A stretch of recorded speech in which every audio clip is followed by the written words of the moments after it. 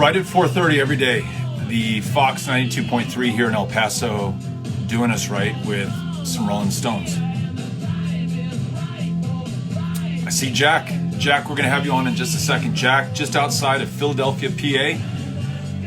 Coming in right now where we get a chance to meet him in person, kind of, at least see his face. We've answered his questions, had a chance to read some of his comments, and now we're going to meet the man. And so Jack's coming on in just a little bit. Storm is there. Hello, Ohio. Hello, everybody out there. I see Ryan out there. Marcus. This is an all-star crew right here. There's got to be a way, and maybe this already exists, and I don't know how to use Instagram appropriately, where we can get all of us in at the same time. I want to see everybody right now. I see Taylor on there. Great people. Street Fighting Man. That's right. What a great song. You can play, and did this with Mike Stevens when we were living in New York together. You can play this and bleed it into Motor Away by Guided by Voices, GBV. Same chord structure there, at least for a little while. At least it seemed like it at the time. Okay, hope everyone's good.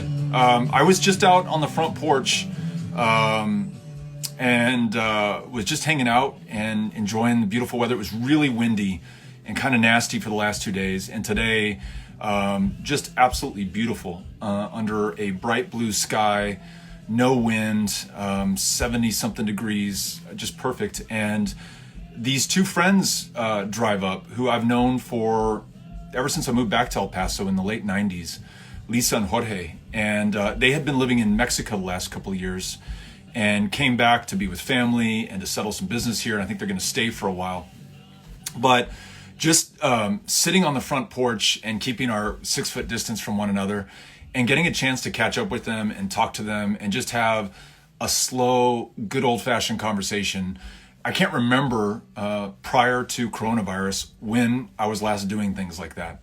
It always seemed like there were too many things that we had to do, too many things in the way, too many important pressing matters to stop and just chill the fuck out for a little bit and hang out and have a chill, casual conversation with good people. And in fact, it happened earlier in the day as well. Amy and I were weeding.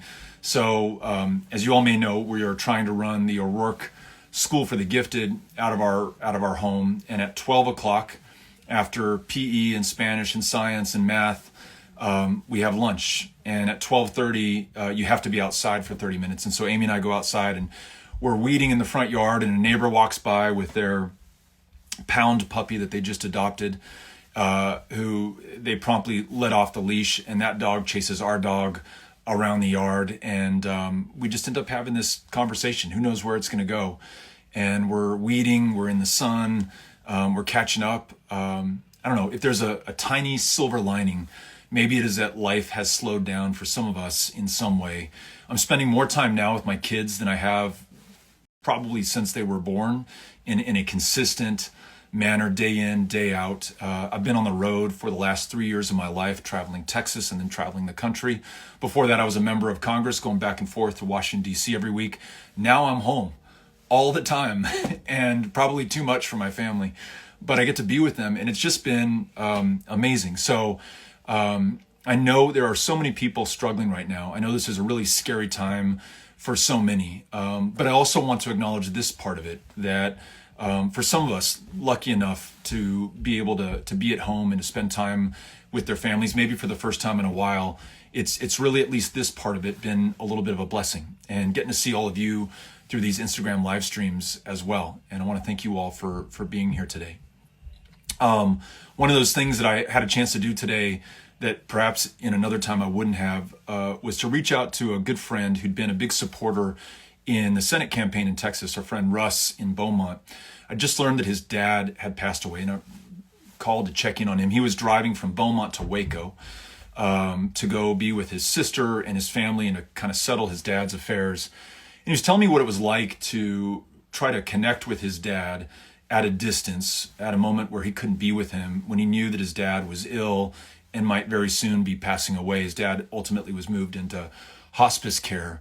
and what it's like to be able to try to connect with all of his brothers and sisters and in-laws in this period. It's a story that we're hearing from so many people right now, people dying at a distance and at a remove from their loved ones and the people closest to them. Reached out to Jen O'Malley Dillon today. You all may know her as a campaign manager for Joe Biden. She led our campaign before that. And I saw a tweet that she'd posted that her dad is going to begin cancer treatment right now. So her dad doesn't have COVID-19, but her dad is going through a really painful, long, maybe 2-3 month process. And he's going to have to do it alone. His family will not literally be able to be there at his side. I'm sure they're going to call, they're going to Zoom, they're going to be there in some way, but they can't be there in the most important, meaningful, right up close and physically there with them kind of way. And so for all of those who are having to go through this part of the shelter in place and the isolation, our hearts are with you. And for all those who have lost somebody so far in this or fear losing somebody close to them, we're thinking about you as well. Just some things that I was thinking about right now. Last thing, and then want to show you some numbers and want to bring on Jack. We have this organization called Powered by People. In fact, I'm going to put the link up if I can figure out how to put it in the comments. And you know, we originally started it as a means to bring grassroots volunteers. Here it's at the bottom of the screen now. To bring grassroots volunteers doing door knocking, canvassing, phone banking, texting, person-to-person engagement. Bring all these great folks into these state legislative races in Texas as we seek to gain a majority in the state house. Still looking forward to doing that work somewhere down the road, but that work is not as pressing or as urgent as is the need to be there for one another at this time of crisis in the era of coronavirus. And so really proud of all of our Powered by People volunteers who've signed up for shifts at food banks wherever they live, most of them here in Texas, in Amarillo, in Laredo, in El Paso, in San Antonio, in Austin, in Fort Worth, all over the state of Texas right now. 21 food banks serving 254 counties. We have filled thousands of shift hours. Hundreds, soon more than 1,000 will have signed up for a shift. You can sign up for a shift as well at this link right here, poweredbypeople.org. Sign up. We will connect you to your nearest food bank and put you to work. If you shouldn't be out of the house, even though they keep you 6 foot distance, you wear a face mask and gloves at the food banks, you can make a donation to the Texas food banks at that site. Or if you are food insecure right now, you cannot feed yourself or your family, you can go to feedingtexas.org or one of your closest food banks or Feeding America and find out where you can go to a pantry or a food bank location, or some are beginning to distribute food out to those who cannot leave the house. So want to thank everyone who's signed up for a shift. And if you have not yet signed up for a shift and you can, please click this link right now, sign up or join one of our phone banks. You can also volunteer from home. In fact, there'll be a phone bank starting right after we stop this live stream today for 2 hours where we're going to call people all over the state of Texas, introduce ourselves, and encourage them to volunteer at their local food bank. Okay, some real quick numbers. And our thanks to Elizabeth, who tracks down the Centers for Disease Control and World Health Organization data. Almost 2 million cases globally reported thus far. The real number must be higher, but this is what we're tracking, apples to apples, day in, day out. More than 125,000 deaths, human beings on planet Earth have lost their lives to COVID-19 that we know of so far. Many more, again, beyond what's been officially reported. In the United States, 610,000 cases, 25,000 deaths, although I believe that number is going to be revised upward significantly because we have found in New York State there was underreporting or misreporting by the thousands. So that number is certain to go up. In Texas, more than 14,000 cases, and more than 300 deaths so far from our fellow Texans. Again, this is at best an indication of how bad the problem is in Texas. It gives us no clear idea of the scope of this because we have tested less people per capita in Texas than has any other state in the union. We do not have the tests necessary to know how bad this is yet in Texas. But these are the numbers we have. I want to make sure that I share them with you. This shows number of new cases in countries around the world. And you can see that the United States, more than any other country, adding on a daily basis, but it is starting to flatten out. That's great news, but it should by no means cause us to leave the house or to stop washing our hands or to keep anything less than 6 feet distance from those around us. This is number of deaths. You can see that deaths are still going up. It's kind of a lagging indicator. But again, we're outpacing every other country on planet Earth.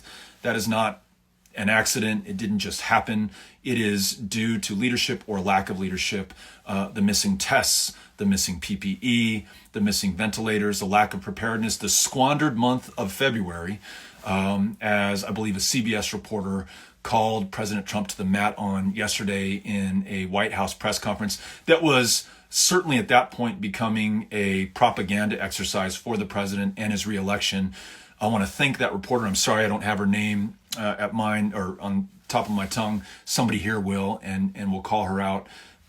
But thanks for doing that. And thanks to every network that is refusing to air these live and is instead providing the analysis, breaking down the lies, the facts, and making sure that we can make informed decisions in our lives. All right.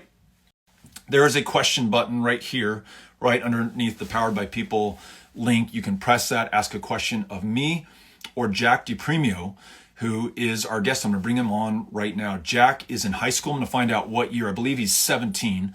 So he could either be a young senior or a junior. He is almost consistently the first person on this live transmission every day at 4:30 Mountain Standard Time. Always has thoughtful questions to ask of our guests. And Cynthia Cano, our wonderful executive producer, and I thought it would be a great idea to have Jack on and get his perspective on what's going on. And it's also a great way, since we've been going around the horn to all of the New York, Houston, Dallas, El Paso, LA, Springfield, Missouri, Chicago, Illinois, Evanston, Illinois. Now Beto, oh my God. Just outside of Philadelphia. There's Jack. Great Jack, to how see are you? Yes, it's I'm so honored to be on this live stream. I was kind of nervous, but you seem really laid back, so I'm happy to be on this live. And there is a troll in the comments named Diego who thinks that you've had me on before, but this is my first time, so. Diego, give him a break. Yeah, Diego. Jack, we're so glad that you would make some time to do this, and you've been such a Thank you for having me. Oh my God, yeah. Faithful participant in our conversations before. So a couple of things that I know about you, and then you fill in the rest. We're going to want your biography, your 45-second biography. But what I know about you is you were an outstanding volunteer for Senator Elizabeth Warren in her presidential campaign. Cynthia told me you made more than 5,000 calls on the senator's behalf. You knocked on more than 1,000 doors, which is the very spirit of Powered by People, connecting with your fellow Americans on their front porch without Facebook ads or TV or any of that other stuff that's just interference or friction or static, just human to human connection. You are a passionate advocate in your school. I believe you are going to be a delegate to the state convention. Is that right? Well, actually, so I ran to be a national delegate to the DNC this summer, but Elizabeth Warren is no longer on the ballot. So, it hurt. It was a lot of effort. It's definitely not for everyone, running for office before you can even vote. It was just this, this campaign was like nothing I've ever lived in before. I was kind of introverted about being politically active before this campaign, but what ignited that spark was, and I don't want to get emotional, but seeing you talk so honestly about the gun violence epidemic in this country and feeling hopeless in 2018 after coming home on Valentine's Day and hearing that those kids died in Florida was just horrific. And I'm so grateful for your leadership. And America, America deserves you a thanks that we never got to give you. So I want you to know that we're all thankful for you, Beto. Oh, Jack, that is so nice. And you do not have to say that, because I'll tell you what, I think the reason we're going to make progress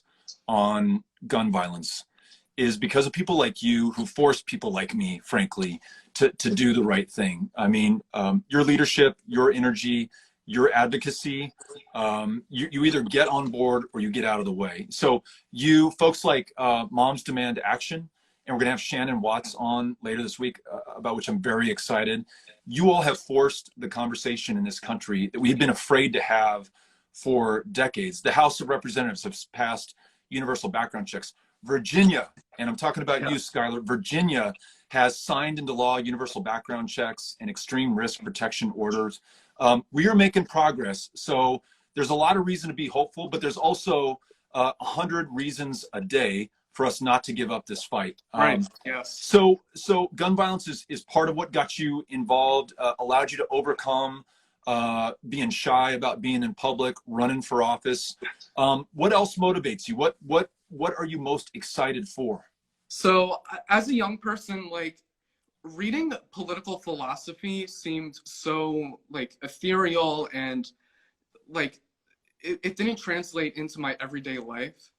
But as you grow older, especially in high school, you start to realize that, I didn't come from a wealthy family. And when you get out there and talk to people, there's people just like me and people not like me at all who believe in different values. And I can't tell you how many Trump supporters I talked to who actually agreed with some of the things that I believed in. And it's the ability to have these conversations and just see people for who they are that drives me. And, I had this, like, it was a humanistic experience to just talk to voters in New Hampshire and see how they had difficult stories. My father owned a business on the onset of the Great Recession, and my family lost a lot of money, and it was brutal. And, Senator Warren really drove me to become politically active, because she was out there on the front lines in Washington, D.C.,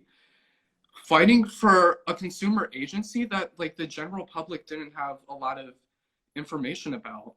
And she was so tenacious in that fight. And wow, Senator Warren just really lit a spark in me. And, I didn't think I would get involved in this presidential race, but when she ran, I was, like, blown away.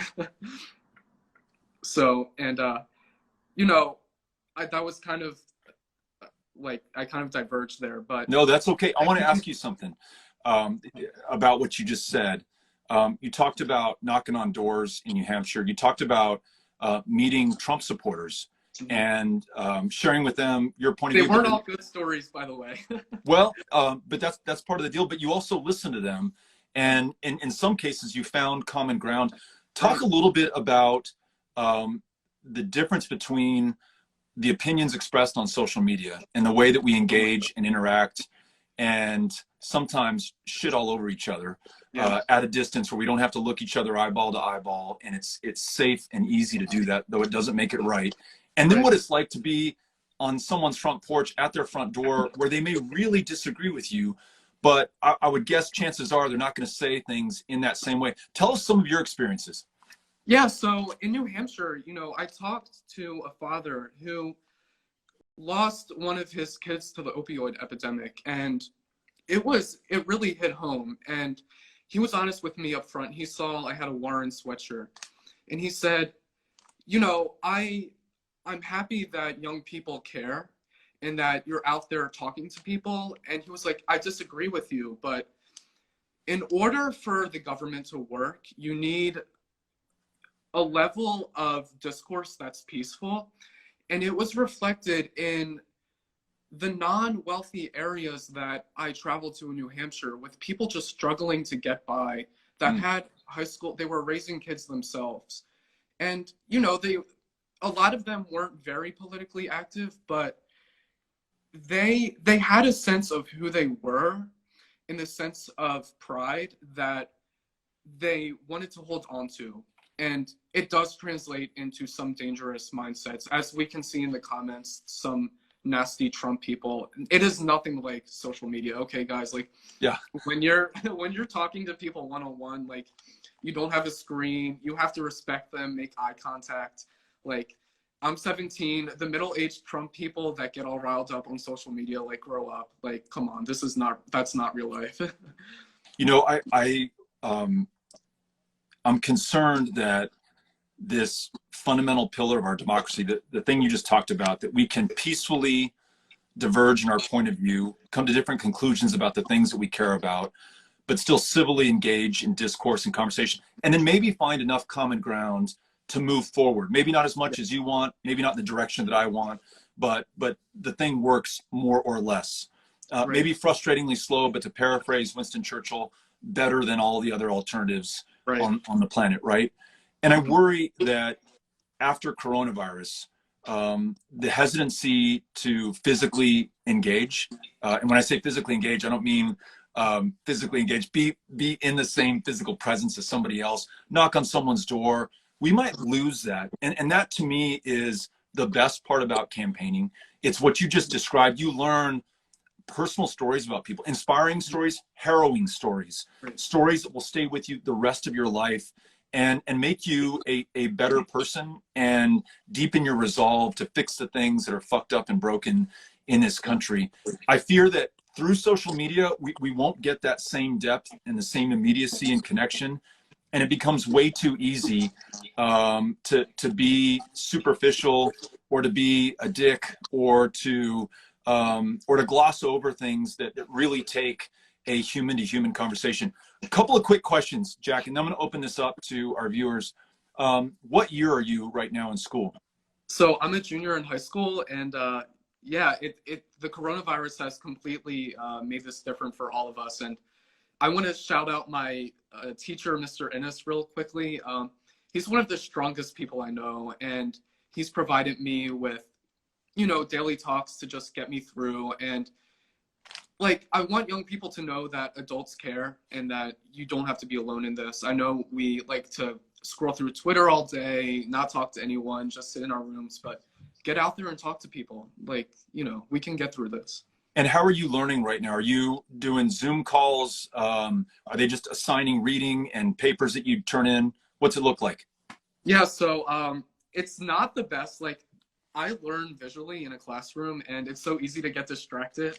I'm sure maybe, you know, I don't know how you're doing the homeschooling at home, but it's hard. And my teachers are giving me daily assignments. Some of them are a lot more relaxed because they understand that we might not have the same level of attention at home. But, you know, I'm getting the work done, which is, I guess, all that matters. All right, here's one of our first questions coming in. And Jack, if you could get your head to the top of the screen so we can see there we go.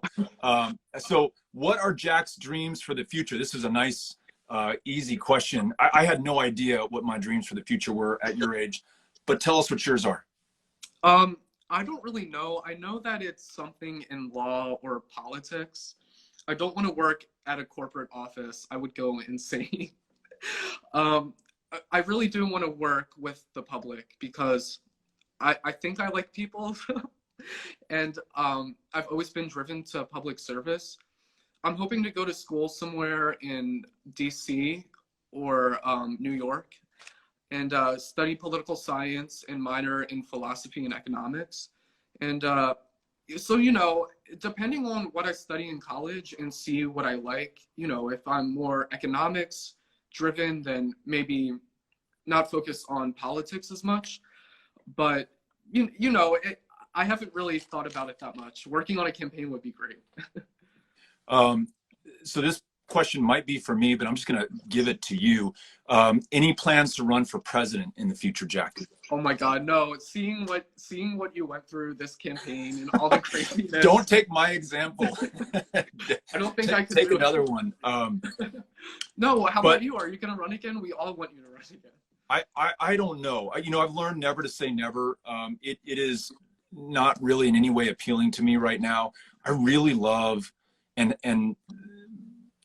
it's not the right circumstances to be doing this right now, but I really have loved being at home and being with my family. But I certainly look forward to supporting other candidates. And right now we're focused on these state house races here. Okay, this is from Skylar. What's your favorite memory when you were a volunteer for Elizabeth Warren, who, by the way, was so lucky to have you on her team? You are every campaign's ideal volunteer. You're in all the way. You're doing the work. You're engaging with voters. Thank you. You reflect very well on your candidate. What was your favorite moment from that campaign?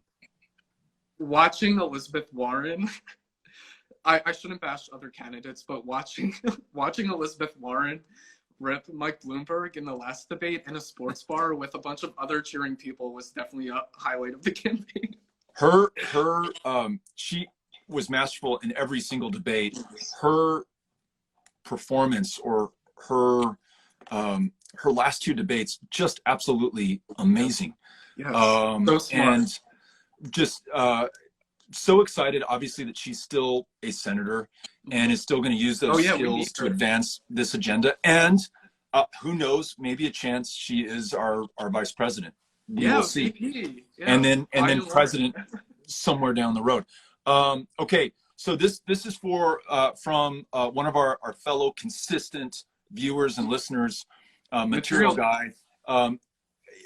You might be sick of people my age, 47 years old or older, saying this is why young people should be involved in politics. You're 17 years old. You're not even old enough to vote yet.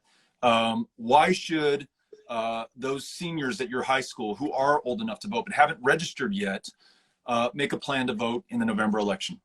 Yeah, so there is so much riding in this election, and I want the Bernie people to understand, and even the Warren people, that this fight is not over. We have a candidate now who will address climate change and take actions necessary to alleviate a lot of the worst parts that will occur. Like, it would be devastating for Trump to get in for another 4 years. And young people need to know that with the coronavirus, you know, every issue that was talked about in the presidential campaign will be exponentially worse.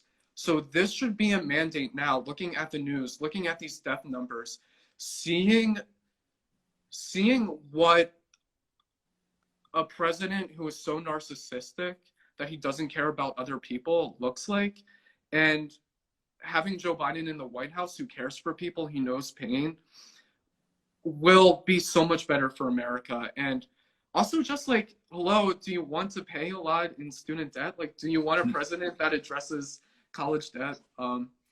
And to address the gun violence epidemic too. There's just so much riding in this election. I could go on and on and on.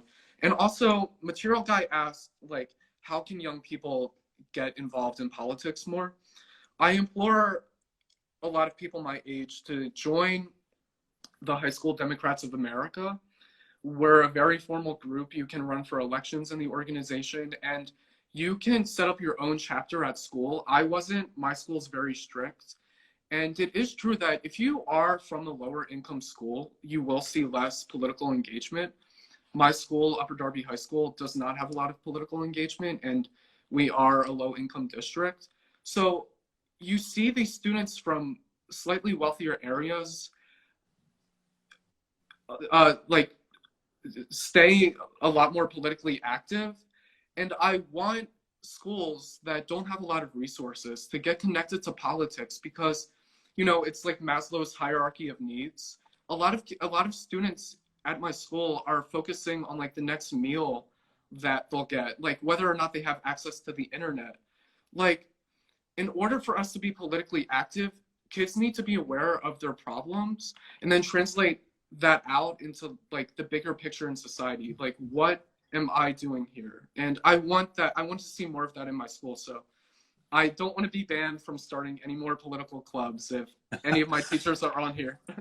Have you seen the movie Rushmore? No.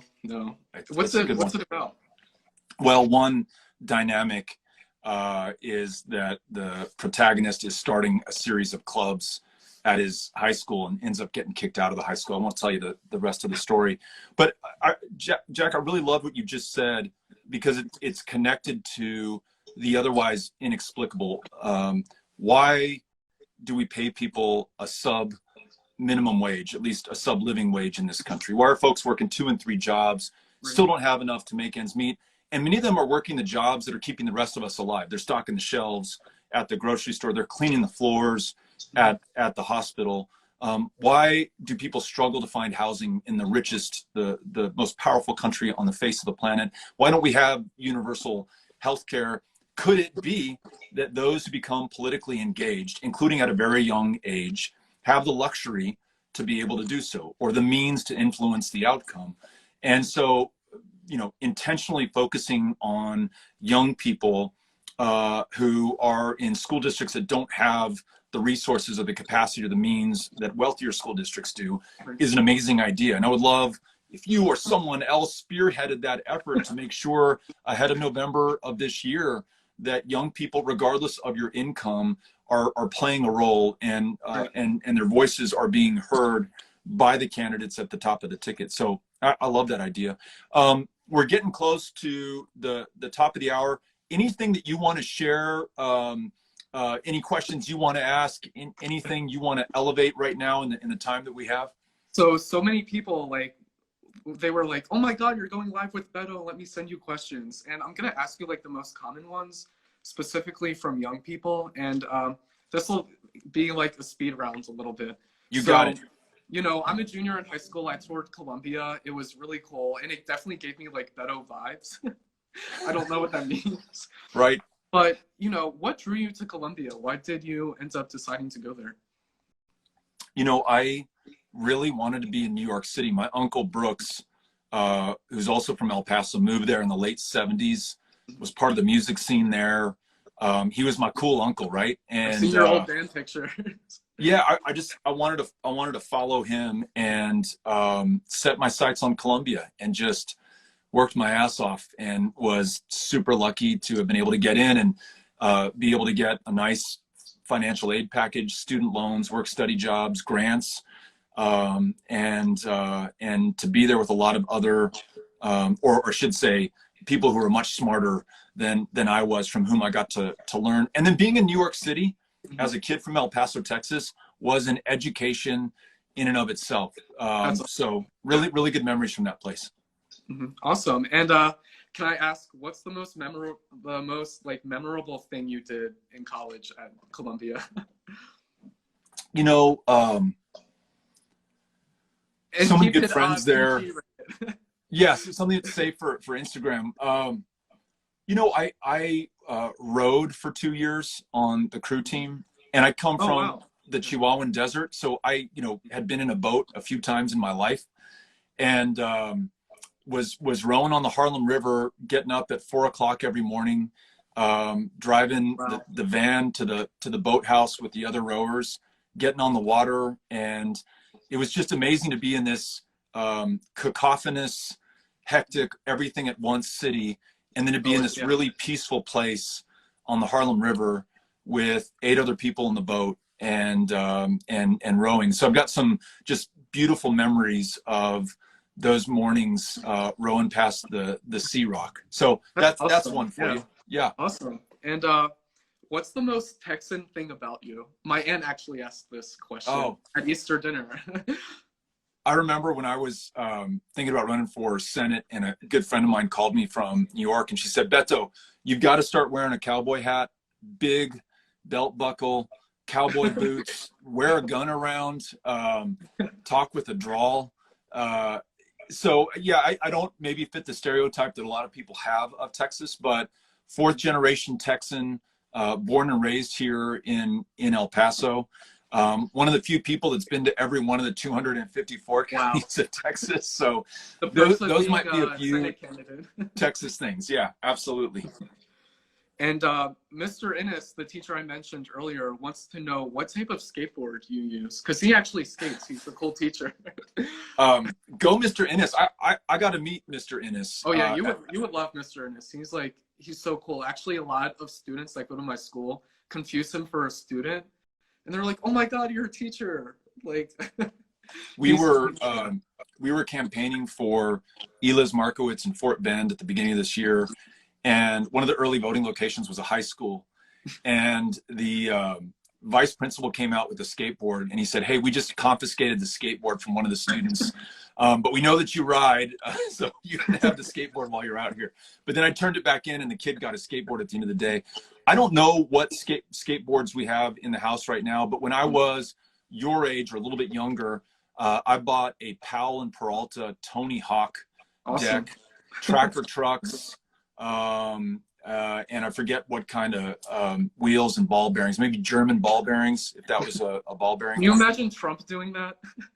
No, I can't. I can't. Oh my God, that'd be pretty funny. I'd pay to see that. What was your least favorite subject in high school? I know mine. I'm not good at math. I was in remedial algebra for 3 years straight. I could not. I just couldn't get. I just could not get it going. And my teacher. It's so tough for me. I don't know why. Like, what math are you taking right now?